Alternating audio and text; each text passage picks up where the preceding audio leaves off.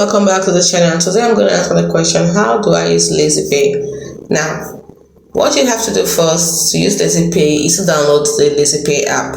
So you get the official Lazypay app from Google Play Store for Android or App Store for iOS devices.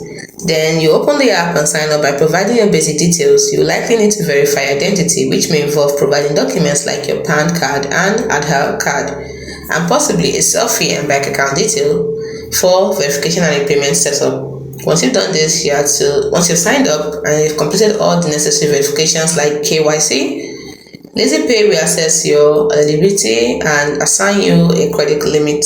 This limit is the amount of money you can use through Lazypay. You can use a Lazypay credit limit for various purposes. You can use the buy now, pay later. On the website and apps that partner with Lazypay, you can select Lazypay as a payment option during checkout.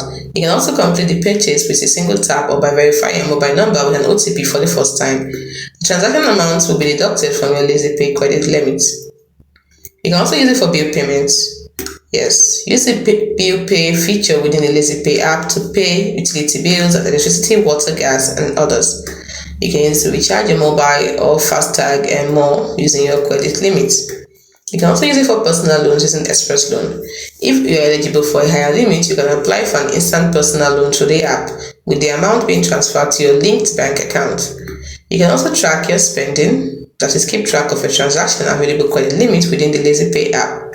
You can use Lazypay typically that consolidates transactions into a single bill. So Lazypay typically consolidates a transaction into a single bill, usually generated twice a month, as it could be on the 1st and on the 16th.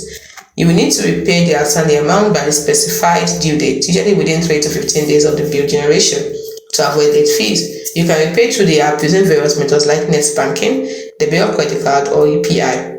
Setting up also pays also an option for convenience. Hope you found this video helpful.